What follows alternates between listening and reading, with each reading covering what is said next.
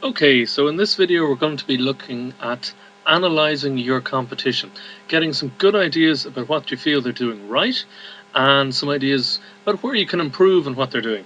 And now this goes for two areas, for the look, feel and layout, the general colour and design of the websites. Also then of course in how they deliver their content. Alright, so we're going to start here at the New York Times, and we notice that, first of all, the logo is front and centre, just like on the Real Edition. And what do we see then? Well, we see the text is quite tight. The fonts are quite small, and of course they change the colour, so it's fairly easy to read, but not that easy to read, in my opinion. It's all very tight together. You have different information, like the markets down here. You have the logo, as I said, and an ad either side, which I find a little off-putting. But what else do we notice? Well, with the colour, there's not that much colour differentiation. There's the blues here, of course, and they get underlined when you roll over them. You have Facebook and social media icons on the right here, so you can view it through Facebook, an interesting function in itself. And just under the header bar here, you have the search bar on the left to search all their huge amounts of content. So down the left we have the nav bar. This is a little unusual. Most sites have them across the top. That's the navigation bar, where you can go through the major different areas within the New York Times website. Now this is fine because if you look up here at the very top is the members login area. So this is for people who know where they're going. They can find it very quickly, one click, and they're right in there. If you're not looking for it, you won't find it, you won't see that very easily. So this is the main thing here. So they have a nice big image front and center, and then the stories leading off that. They also have an audio file here, which is quite interesting, an audio interview with the time length, giving you that little extra bit of detail there. So here's the set nav bar with the main categories and then some of the subcategories. So there's a huge amount of content on this one page. There's literally hundreds of articles. One click can get you to any of the major sectors within the New York Times. I mean, they even have a video down here to articles about house hunting in Berlin. So they have a huge array of different stories, vast amounts of content every day, and this is how they arrange it. Now, highly unlikely you'll have anywhere near this amount of content, but it is important to have a look at some of the market leaders, some people in their fields, of what they're doing very well and what they're not, of course. So we're just going to look at one of their competitors. Well, they're in the same field, I'm not sure if the competition. So here is Guardian.co.uk, newspaper based in London. Now look at the difference between them. What do you notice? What is the first thing? So you have all of this text very tight, and here less so. There's more white space down the sides. The logo has more space to breathe. There's an ad above the whole composition of the website, so that with one little flick of the mouse you can remove it completely. So what else do you have? The nav bar, as I said, at the top. The main areas are here, of course, and then the different sections of the newspaper are multicolored, which is a nice little touch, so you can notice them that little bit clearer, a little bit better. So going down to the main thing, like the New York Times, you have a big image, but this is bigger. In ratio to the width of the site, it's much bigger. And again, you have your headline, roll the mouse over it, and what happens? You get a drop-down box. Okay, interesting stuff. Want some more information? There it is. Nice little touch. So you have the photo, the main story. So again, Gaddafi, you have underline, just like the New York Times. You roll over and you underline. But interestingly, here below, you have the amount of comments. So it says you as a user can feedback. They say very little when you think about just 418 comments, yet it intimates that you can actually respond and be involved in this process. They say they have audio files, video files, presume that's some sort of podcast or something. Then, of course, the different stories. You have the Christchurch earthquake. Then you have the different features of the day. They're grayed out, so they stand out better from what's around them than the New York Times, where it's all much the same. It's slightly wider here, slightly bigger font. The column is much wider. But here, I would argue that it's much easier to see that, the grey. Headline, subheading, and so on. We scroll down and we see video, just like on the New York Times site. And we scroll further. What else do they have? More video, everything down the side, what's in the site. We keep going. And this is what you call the footer. What do they put in the footer? They put in some of the Guardian offers and news direct to you. So they're selling other products down here in the footer. Interesting. What does the New York Times have in their footer? Summing up and just articles. So it's all just text. Harder to follow, you have to be looking for it. I'd argue the Guardian probably did a little bit better on that one. For me anyway.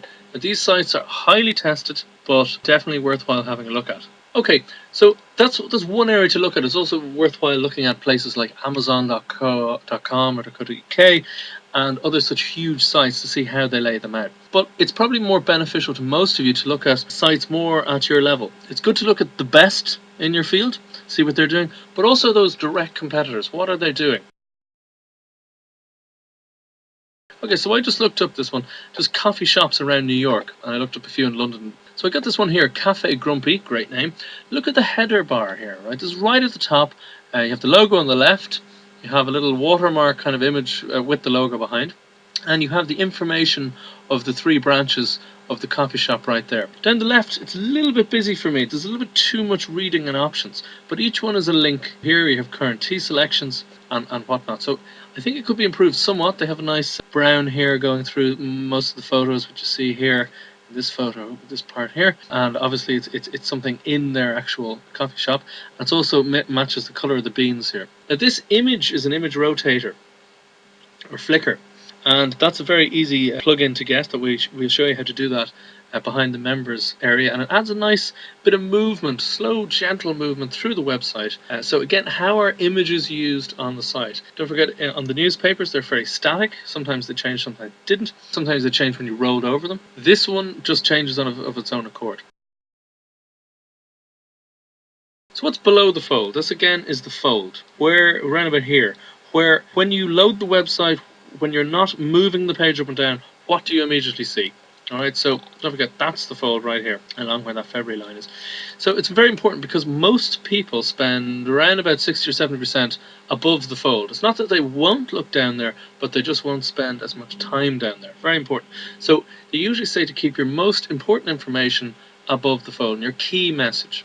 So we scroll down, what do we see? It's slightly less important information, but still interesting. So you have a calendar here, a nice little widget they put in there with the events that are on in their coffee shop. Here you on the right you have a blog which shows that they're, I don't know, eco-friendly and visiting the people that make their beans, that kind of thing.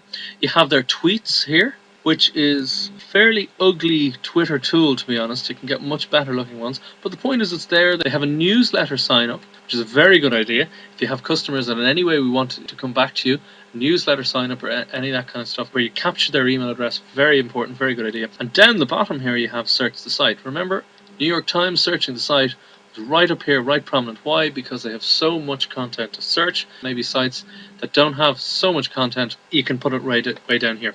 But it's still searchable, it's still findable, there's still a way for people to go through the information. What's down at the footer? Again, it's sandwiched between pretty much the same thing as was at the top.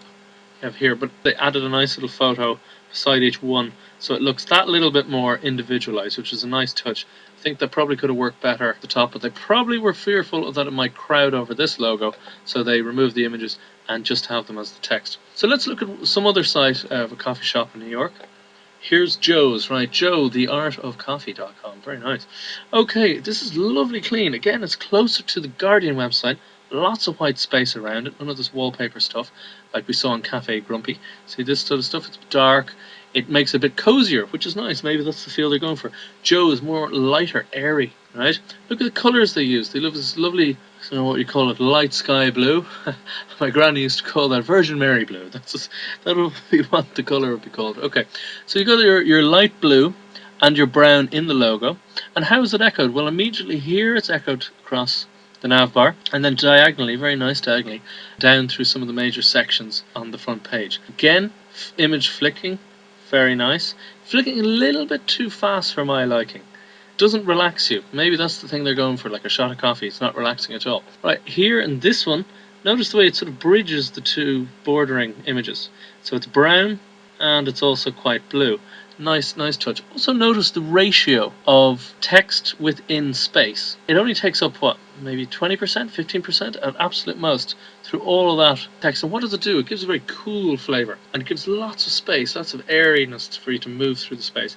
Nice Twitter icon, right? And then again, list, like we said in one of the first videos, who are you, where do you do business, contact information, the phone number, and indeed the address for all of their coffee shops. And what's the call to action on this site? Call to action here, buy now. Nice big button, fairly front and center, hard to miss. If there's any doubt, then secondary what's brewing, gift cards here, and the PayPal logo. As we slide down to the end here, what do you have? You have a sign up for their mailing list. Good stuff. Okay. What else have we got? Well, let's look at, say, the barista bios. Just it's always good to view more pages on their site and then Pick one of them here, and what do you have? You have it much reduced. You have an image of the chap and some information about him. Loads of free space. Don't worry about having too much free space, as long as it's balanced. There's a photo here to balance all the free space here. It doesn't quite work. This should be a little bit higher. The photo's too tight to that, but you know, it's pretty good. It's pretty good. What else do you have? This is moved over, so it's always good to ask what stays the same as you move through the different types of pages and what changes. So again, we go to the Guardian. Yeah, we choose the Christchurch quake, right? What stays the same? The nav bar stays the same. Nav bar is a sort of thing that you want to keep fairly constant. You want to keep some sort of continuity moving through the page. It's okay to change a little bit. You have social media now here. Because you're reading a specific article, social media pops up and all the other share buttons here. You have your headline and you have your subheading, okay? You have your photograph with note, caption, and attributed photographer. And then we move down through the article. Again, related articles down the side. So think about it, this is the core concern here, and then they're looking at secondary concerns. They read the article, or they realize the article isn't quite what they want. Then they look at this. And again, one little icon here indicates that it's a video. It's not an article, it's a video. So you're already being primed for these things, right?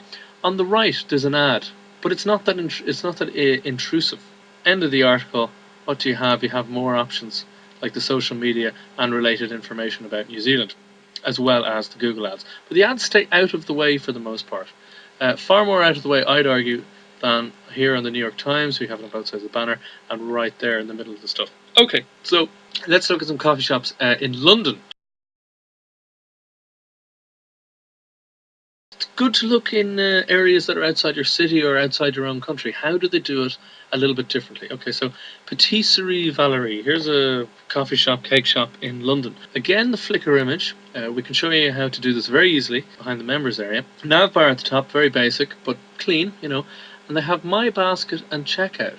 So they obviously want you to buy something. What do they have below the footer? This is interesting footer use. So ordering information, privacy policy, terms and conditions. So because it's the furthest place from the fold, what you see first, it's kind of fairly minor information, but still important. And again, what happens, but they sandwich the information, the footer bar with the header bar, so that all the core information is in the middle here. Again, photos of the place. This stays constant, so you have a smaller image, a larger image. Nice touch, nice touch. And then some of the major links are here and highlighted with a slightly different gradient, the 3 different gradients brown. Okay, so hopefully you'll get a little bit of a flavour there of some of the sort of research we want you to do. Again, looking at layout and design and colour, and then content. How do they deliver the message? What sort of calls to action do they use? And some of the other questions that are below.